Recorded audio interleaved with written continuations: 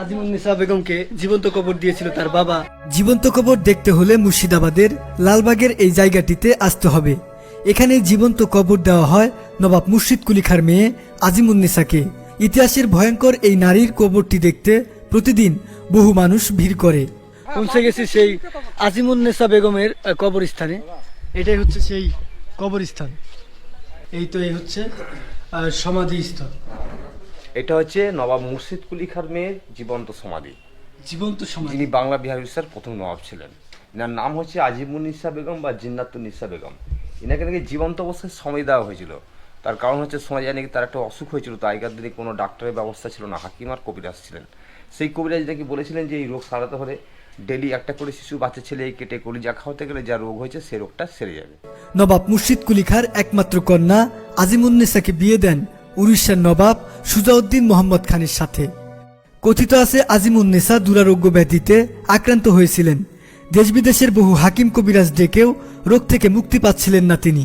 শেষমেশ এক কবিরাজ এসে এক অদ্ভুত চিকিৎসার কথা বলেন, আর তা হলো প্রতিদিন একটি শিশুর কলিজা দিয়ে একটি বিশেষ ওষুধ খেলে নাকি 1.5 মাসের মধ্যে রোগ থেকে মুক্তি পাওয়া যাবে।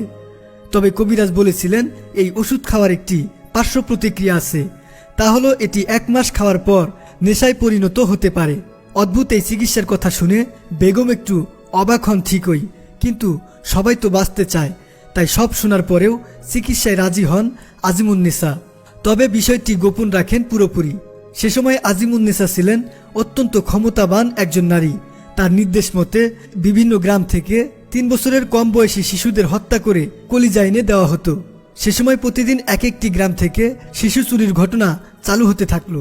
এভাবে 1.5 মাস ধরে শিশুর কলিজা খাওয়ার পর পুরোপুরি সুস্থ হয়ে গেলেন আজিমুন্নেসা বেগম। কিন্তু কবিরাজের সেই কথা মতো শিশুর কলিজা খাওয়ার নেশা তাকে পেয়ে বসলো।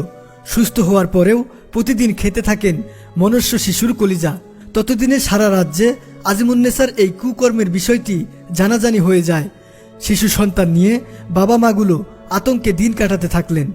এরপর ধীরে ধীরে এই বিষয়টি পৌঁছে যায় মুর্শিদ কুলি খাঁর কানে। এই বিষয়টি একেবারে সহ্য করতে পারেননি তিনি তার মেয়ের প্রতি এতটাই ক্ষুব্ধ হয়েছেন যে তার মেয়েকে জীবন্ত কবর দিয়ে দেন।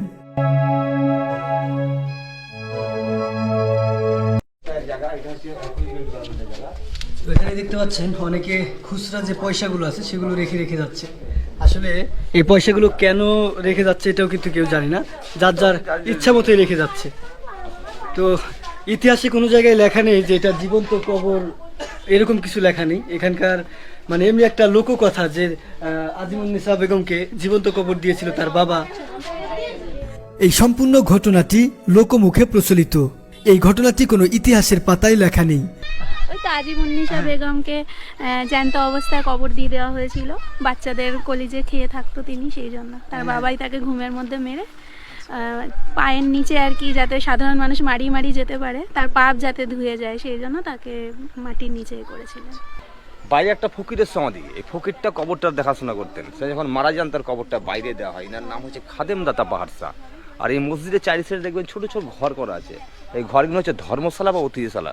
মানে আগেকার দিনে কোনো হোটেল বা হোস্টেলের ব্যবস্থা ছিল না। লোকজনরা আসলে তারা এইসব ঘরে আশ্রয় তো উপরে মসজিদে নামাজ পড়তো।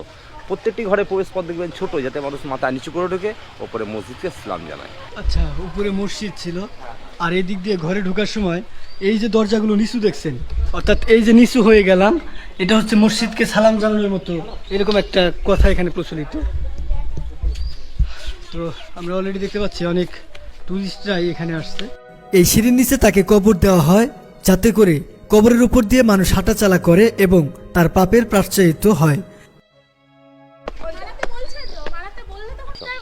মসজিদ ছিল ওটাই, ওরকম একই লাইন আর 4খানা গেট ছিল, মোট 5টা গেট ছিল। মসজিদের নিয়ম হচ্ছে হয় 3টে গেট থেকে, না 5টা গেট থেকে। এটা ছিল 5টা। সেটা 1897 একটা ভূমিকম্প হয়, সেই ভূমিকম্পে জিনিসটা নষ্ট হয়ে যায়। আর এটা হচ্ছে মসজিদের প্রাঙ্গণ। এখানে 2000 মুসল্লি একসঙ্গে দাঁড়িয়ে নামাজ পড়তে পারতেন। হ্যাঁ, আসন করা ছিল। পরে যখন এসআই নিয়ে নেয় তখন এটা গার্ডেনে পরিণত করে দেয়। একটা মসজিদ ছিল, সেই মসজিদটা এখন আর নেই। আর এখানেই প্রায় 2000 মানুষ একসাথে নামাজ পড়তে পারতো। এখানে গেট দেখতে পাচ্ছেন, এটা মসজিদের গেট ছিল।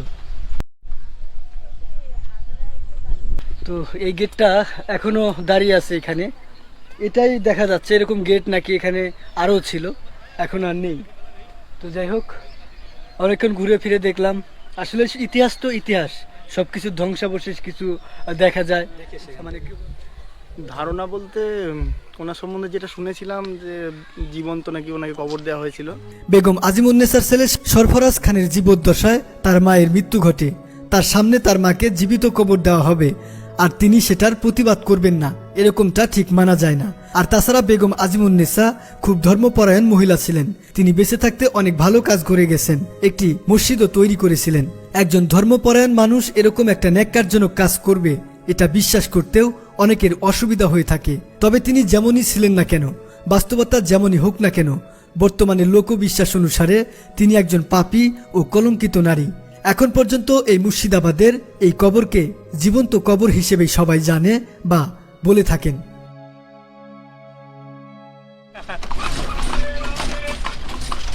তো গাইস, এই ছিল আজিমুন্নেসা বেগমের কবরের ইতিহাস, সমাধির ইতিহাস। তো এই ভিডিওটি এই পর্যন্তই, দেখা হচ্ছে পরবর্তী এপিসোডে।